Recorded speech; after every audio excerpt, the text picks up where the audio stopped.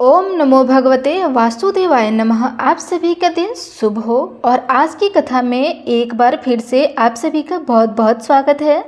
जीवन में जब साधन सीमित हो जाए और ज़रूरत बढ़ जाए तो मन भीतर ही भीतर टूटने लगता है। किसी के पास रोजगार नहीं है, किसी के पास मेहनत है पर परिणाम नहीं है। आज आषाढ़ मास के 7वें दिन की कथा में हम उन सभी लोगों की पीड़ा को अपने मन में रखते हैं जो आर्थिक तंगी से गुजर रहे हैं, जिनके घर में रोज की चिंता बनी रहती है। कभी बच्चों की पढ़ाई की फीस नहीं है, कभी दवाइयों के पैसे तो कभी घर चलाने के बोझ से। हे लक्ष्मीपति नारायण, आज हम आपके चरणों में यही प्रार्थना करते हैं, हमारे घरों में केवल अन्न नहीं, आत्मविश्वास और संतोष का भी आगमन हो। आप हमारे पुरुषार्थ को दिशा दें और जहाँ कोई मार्ग नहीं दिखता है वहाँ भी अपनी कृपा से कोई द्वार खुल जाए। हमें धन नहीं, धन का सदुपयोग करने की विवेक बुद्धि दीजिए। तो हर दिन की तरह आज भी यह कथा भी आपके जीवन में एक नई आशा लेकर आई है। इस विश्वास के साथ प्रस्तुत करते हैं आज की पावन कथा। आज आप सुनेंगे आषाढ़ मास माहात्म्य का अध्याय नंबर 7। इस अध्याय में जनस्थान, अश्वतीर्थ, भानुतीर्थ और अरुणा वरुणा संगम की महिमा को सुनेंगे। ब्रह्मा जी देव ऋषि नारद जी से कहते हैं, उसके बाद विश्वविख्यात जनस्थान नामक तीर्थ है जिसका विस्तार 4 योजनाओं का है। वह स्मरण मात्र से मनुष्यों को मुक्ति देने वाला है।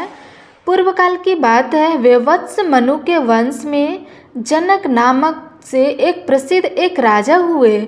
उन्होंने वरुण की पुत्री गुण अवर्णा के साथ विवाह किया था। गुण अवर्णा धर्म, अर्थ, काम और मोक्ष की सिद्धि करने वाली थी। जनक में भी यही गुण थे, अतः राजा को अपने गुण के अनुरूप सुयोग्य पत्नी मिली। विप्रवर याज्ञवल्क्य राजा जनक के पुरोहित थे। एक दिन राजा ने अपने पुरोहित से पूछा, द्विज श्रेष्ठ, बड़े बड़े मुनियों ने यह निर्णय किया है कि भोग और मोक्ष दोनों श्रेष्ठ है। अंतर इतना ही है कि भोग अंत में विरस हो जाता है और मुक्ति नित्य एवं निर्विकार है। अतः भोग से भी मुक्ति को ही श्रेष्ठ माना गया है। आप बताइए, भोग से मुक्ति की प्राप्ति कैसे होती है? सब प्रकार की आसक्तियों का त्याग करने से जो मुक्ति प्राप्त होती है वह तो अत्यंत दुख साध्य है। अतः जिस उपाय से अत्यंत सुखपूर्वक मुक्ति हो सके वह बताइए। याज्ञवल्क्य बोले, हे राजन, साक्षात भगवान अरुण तुम्हारे गुरुजन, ससुर और हितकारी हैं। उन्हीं के पास चलकर पूछो, वे तुम्हें हित का उपदेश देंगे। फिर याज्ञवल्क्य और जनक दोनों राजा वरुण के पास गए और वहां उन्होंने मुक्ति का मार्ग पूछा।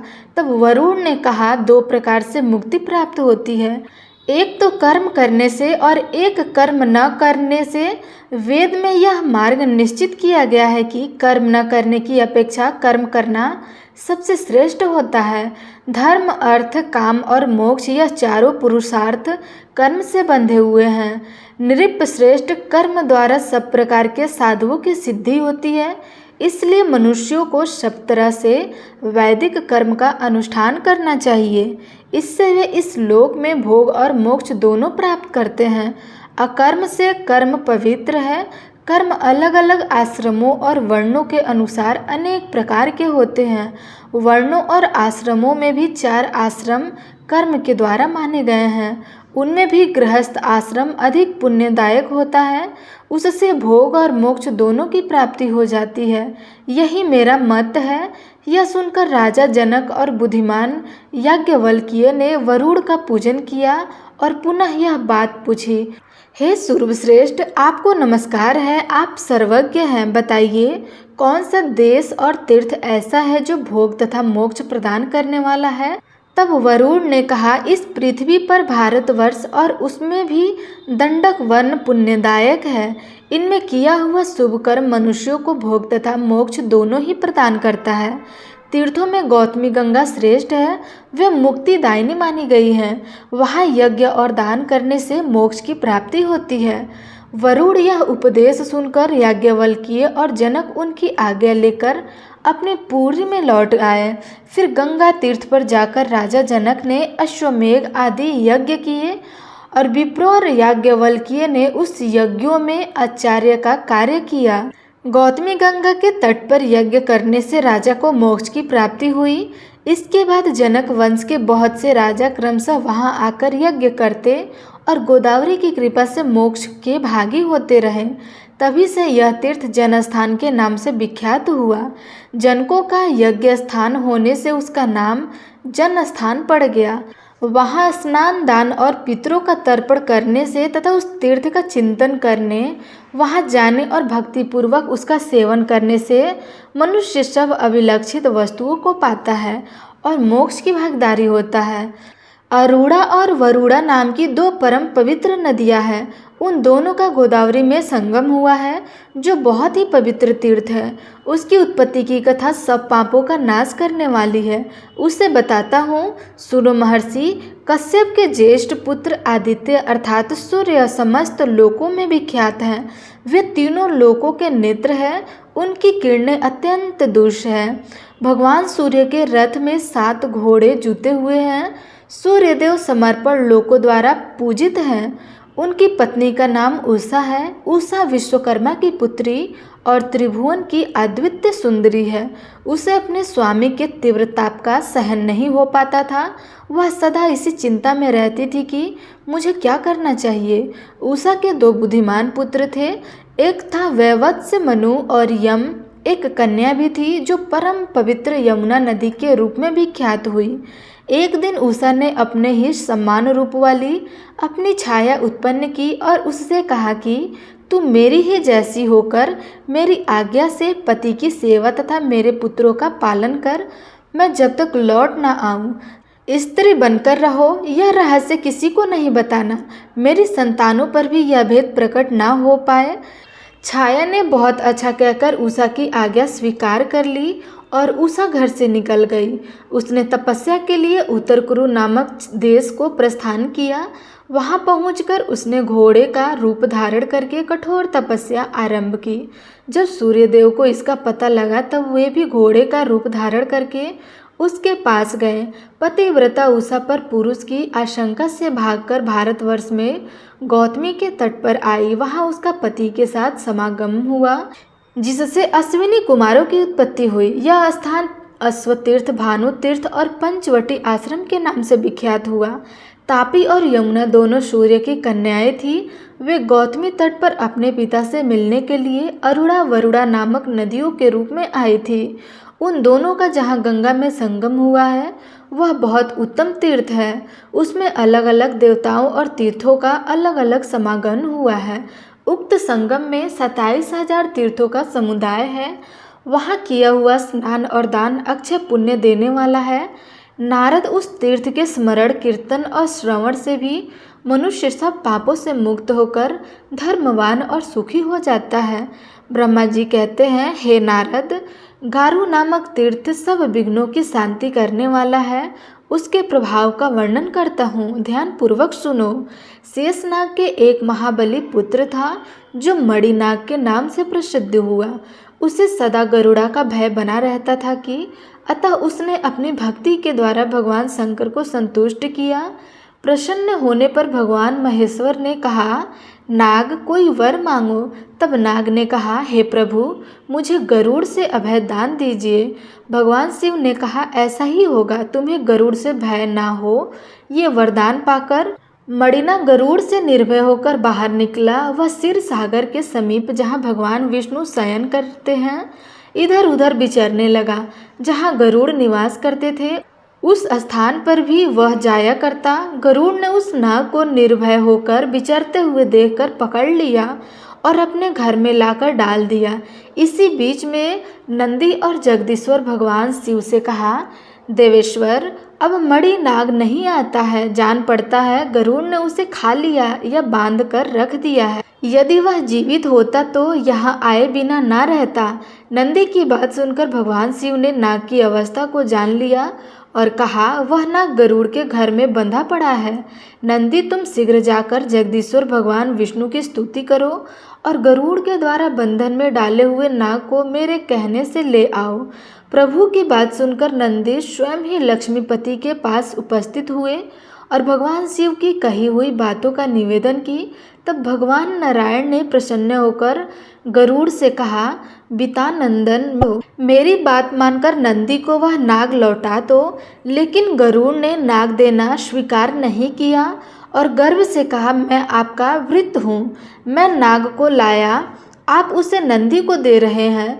स्वामी तो सेवक को दिया करते हैं, परंतु आप तो मेरी प्राप्त वस्तु को छीन रहे हैं। मेरी शक्ति आप जानते ही हैं, मेरे ही बल से तो आपने संग्राम में दैत्यों पर विजय प्राप्त की थी। भगवान विष्णु ने गरुड़ की बात को सुनकर सबके सामने हंसकर कहा, पंछी राज, ठीक है, तुम्हारे ही बल से मैंने असुरों पर विजय पाई है। फिर भगवान ने क्रोध न करके कहा, गरुड़, मैं जानता हूँ तुम में विलक्षण शक्ति है, पर तुम मेरी इस कनिष्ठ उंगली को तो वहन करो। इतना कह करके भगवान ने अपनी उंगली गरुड़ के मस्तक पर रख दी। गरुड़ उंगली का भार सह नहीं सके। तब गरुड़ ने दीन भाव से लज्जित होकर हाथ जोड़कर प्रार्थना की और कहा, मैं आपका अपराधी सेवक हूँ, हे प्रभु, मेरा परित्राण कीजिए।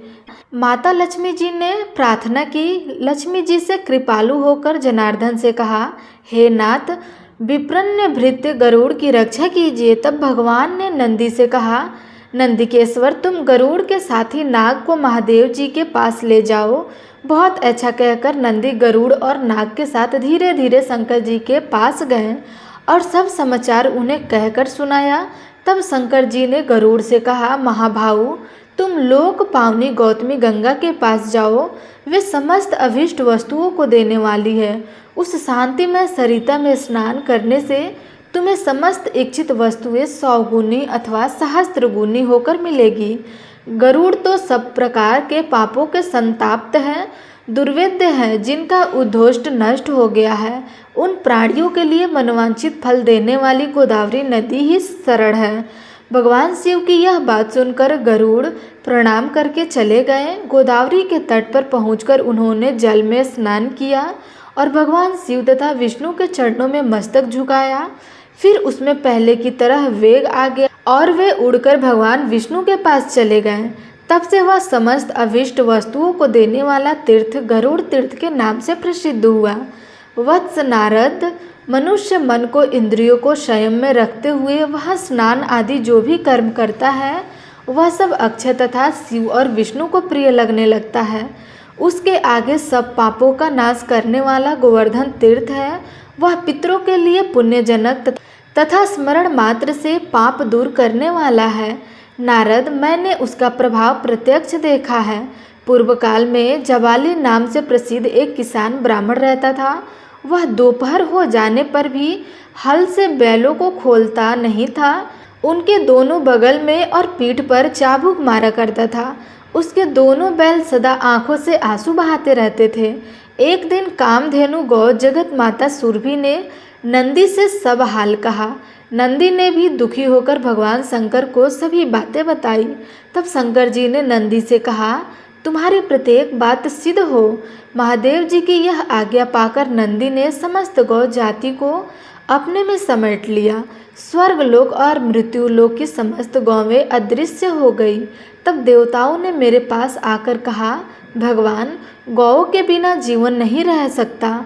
उस समय मैंने देवताओं से कहा, जाओ भगवान शंकर जी से याचना करो। फिर उन्होंने भगवान शंकर की स्तुति करके उनसे सब हाल कहा। तब महादेव जी ने भी दैत्यों को उत्तर दिया कि इस विषय में तो नंदी ही जानते हैं। तब सब देवता नंदिकेश्वर के पास जाकर बोले, हमें जगत का उपकार करने वाली गौवें दीजिए। तो नंदी बोले, आप लोग गौ यज्ञ कीजिए, तभी दिव्य और मानस गौ आपको प्राप्त होंगी। इसके बाद गौतमी गंगा के तट पर देवताओं ने गौ यज्ञ का आयोजन किया। फिर वहाँ से गौवें बढ़ने लगी। तभी से वह तीर्थ गोवर्धन के नाम से प्रसिद्ध हो गया। वह देवताओं की प्रीति बढ़ाने वाला है। मनु श्रेष्ठ वहाँ किया हुआ केवल स्नान भी सहस्त्र गौ दानों का फल देने वाला है। तभी से वह तीर्थ गोवर्धन के नाम से प्रसिद्ध हुआ। वह देवताओं की प्रीति बढ़ाने वाला है। मुनि श्रेष्ठ वहाँ किया हुआ केवल स्नान भी सहस्त्र गौ दानों का फल देने वाला हो जाता है। दोस्तों, आज का अध्याय यहीं समाप्त हुआ। अन्य तीर्थों का वर्णन आप आने वाले अध्याय में अवश्य सुनिएगा। वीडियो अच्छी लगी हो तो लाइक, कमेंट और चैनल सब्सक्राइब अवश्य करिएगा। धन्यवाद।